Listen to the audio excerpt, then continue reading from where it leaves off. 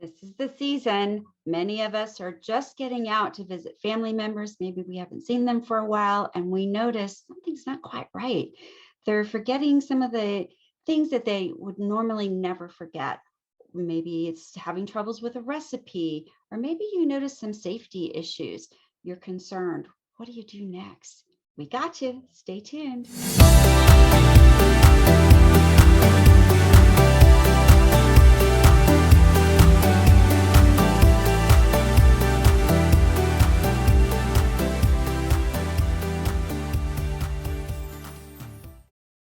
Dementia. I am Carmen DeValis. I am founder of Doggies for Dementia, which is a 501c3 nonprofit. That's a mouthful, but what we do is we provide really exceptional experiences for families impacted by dementia. Alzheimer's is one type, probably the type you've heard of the most. But there are many different types. And we photograph families with their family dogs, and we give them the opportunity to have a beautiful experience and portraits that they can keep forever. And then together we work to raise awareness. Isolation, loneliness are big, huge problems. And a lot of times, because we don't know what to do or how to help people, we don't know what to say and we back away. And so we're trying to educate the world just like one photograph at a time, and having a blast doing it, and families are loving it too. And that's what we do. And this is our program on YouTube, where we highlight some experts in the field of dementia care, elder care, to help support families and give you some information to help make that journey a little bit easier. And I'm delighted today to have Maghan Ricketts. Thank you, Maghan, for being here. Thanks for Maghan, having me. oh, yes, and I'm excited about this because this is right in time for the holidays. Maghan is a community outreach coordinator for Longleaf Bee Cave. Did I say that right? Yeah. You got it. I get my words mixed up. And an expert in senior care. And we're thinking, if you're thinking about what's going on with mom or dad and you have some questions, we're going to talk about that today. And so, Maghan, thank you so much. It's a pleasure to be here. I'm happy to help everybody kind of see a couple different signs when they go home for Thanksgiving or the holidays. But thank you so much for having me. Yeah, you're welcome. And that is the case. Sometimes we're not seeing our loved ones, especially during this time of the pandemic and everything. We're not seeing them quite so often, which means that sometimes when we do visit, we see big changes. Mhm. And so let's talk about that. Let's talk about that first. You see, there might be some things going on. Absolutely. So I'm going to kind of start with a personal story and then I'll lead into those things. I have a great aunt, and this was a couple of years back. She lives in Austin, or she lived in Austin, and we were the closest family to her, my husband and I, and my sister-in-law and her boyfriend. And we saw her often, and we noticed that she was starting to forget some things, but, thought no big deal because everybody forgets things. I mean, I forget things. And it really took a turn when she went to a local supermarket. She's been going there, I mean, for 20 years. She knows the way, she knows the way back. It's pretty seamless. And she got lost. And it's something that she's never done before. She called my sister-in-law in a panic. She didn't know where she was. She didn't know anything around her. And we really started, thinking, okay, this is not just, forgetting, a couple of words or here and there. It's a bigger problem. It could be the start of maybe dementia. And so because of that, we did get her, checked out by a doctor, and she does have dementia. But that first sign really, cued us into what was happening. A couple of other things that you could look out for when you're home. Some people that have dementia might find it hard to complete daily tasks, such as driving to a familiar location, maybe organizing a grocery list. Maybe they don't know how to put, 1 through 10 on there, their normal stuff on there. It just looks confusing to them now. Or they may be forgetting the rules of their favorite game that they played for, 60 years.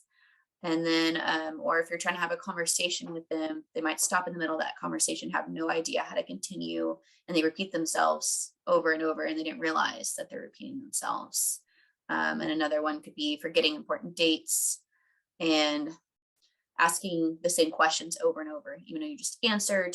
Those are all really good signs of dementia. Oh So I yeah, would, something's wrong. Yeah. mhm, Yeah, one of those are wonderful examples and ones I heard when people would come into the office for evaluation, right? Because that was what I, as a nurse practitioner, is what I did.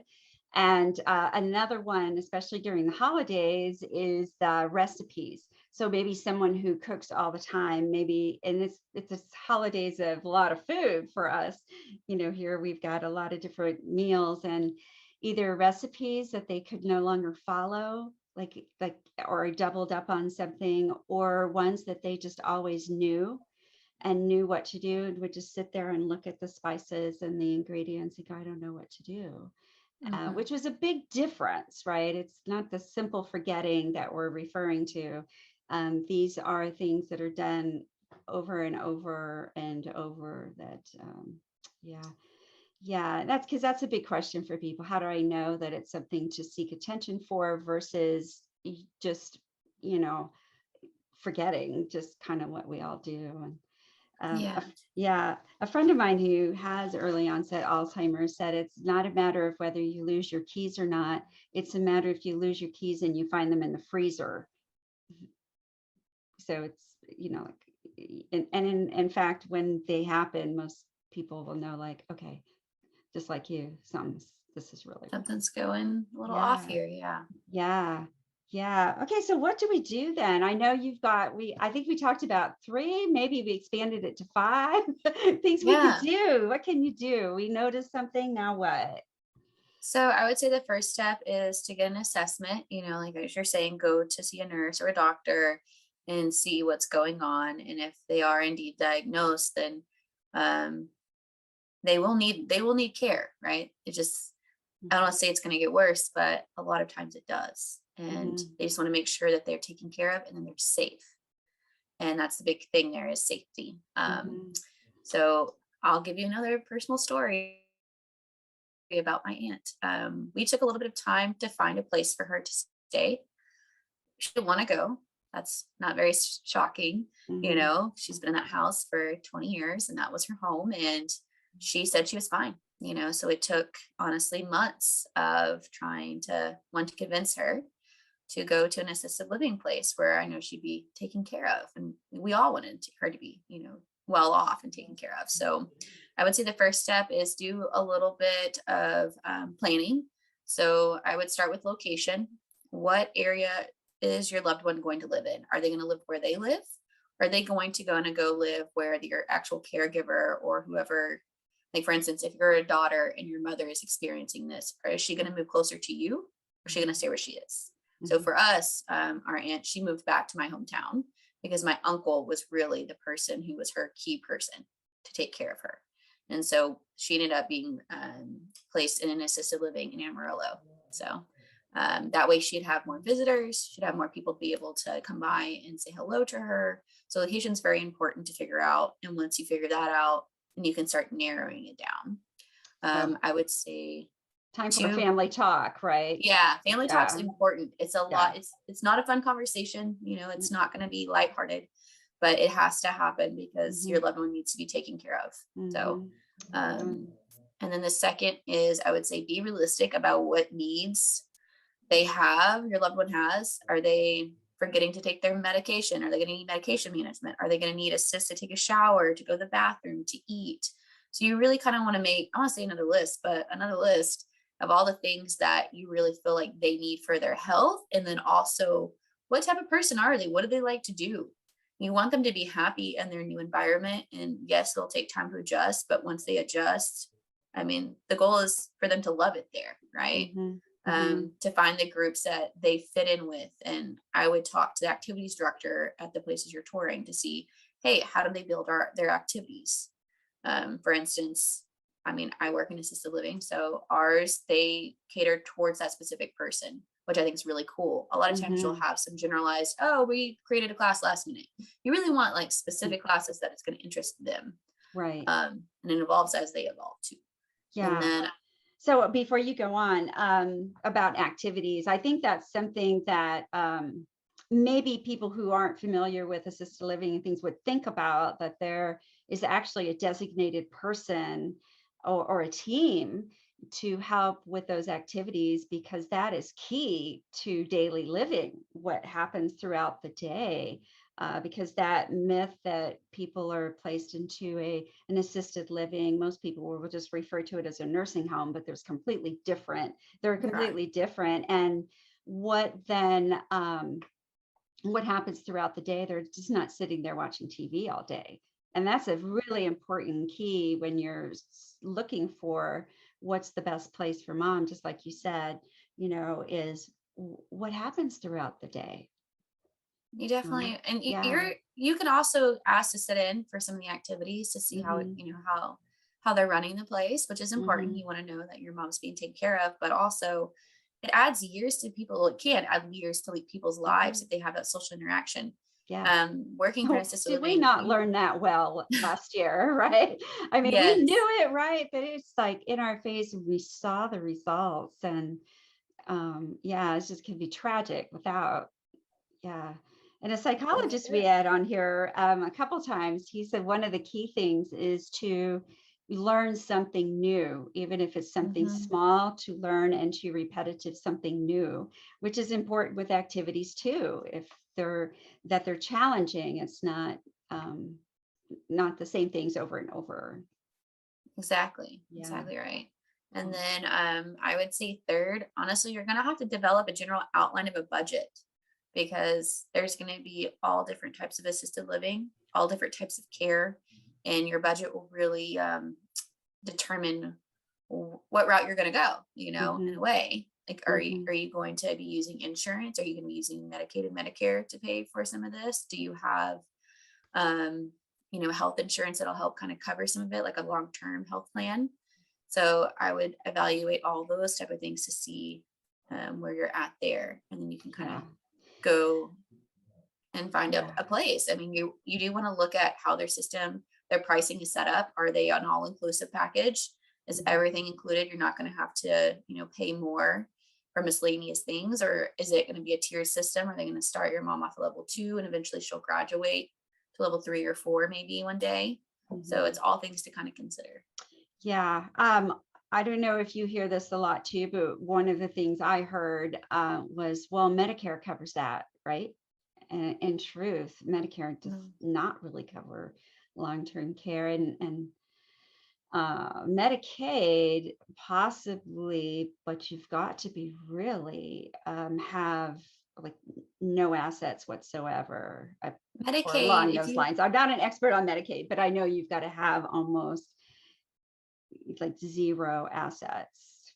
typically with Medicaid, they will find normally a placement. Like, you'll have a case manager assigned to you, and they will help you find a place that Medicaid will accept. So it's not, I would say the options are a little bit more limited, but it's definitely still possible. Yeah. It may not be the ones you prefer.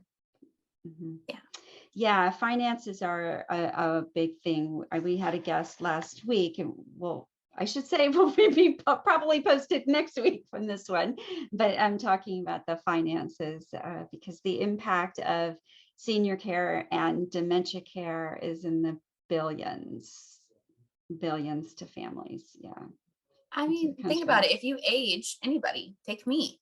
Eventually, if I'm lucky enough to live into my 80s, 90s, 100s, the likelihood of me needing a little bit of help is pretty high. It's something that everybody should start thinking about, even if you're under 30. If you start now, you will have to pay a less premium, and it'll be a lot easier to have a plan in place. So much so, yeah. And how a family is going to look at the assets they have and divide them up. And there are experts there who can take a look at your portfolio, what you've got or what your loved one has, to help say this is one way of doing it, and this is what you can do, right? Absolutely. And I did want to say there is a couple bridges in between assisted living and just being at home. You could start with maybe a couple hours of home care, somebody to help you, do the dishes, help her go to the bathroom, take a shower. Um, it's very important that the transition. Yes, it's going to be hard, but it could be smoother. It doesn't have to be just awful. Like you can Yeah. set things in place to make it a little easier, and that way when it's time for them to actually go to assisted living, it's okay, and they're like, oh, okay, this is just a little bit more help. Cool. I know Yeah. Sally, she lives here. One, I'm so glad you said that, because that transition piece is important. And if we're reluctant to do that first part to get some help in it all, and with safety being the line in the sand, that's when when things are not safe, then you're forced to make a decision. Yeah, And then that becomes a even more challenging and disruptive decision. And for it's some true. people, especially the person who's has the challenges at home, and may feel that it's perfectly safe for them, but their family uses Mhm.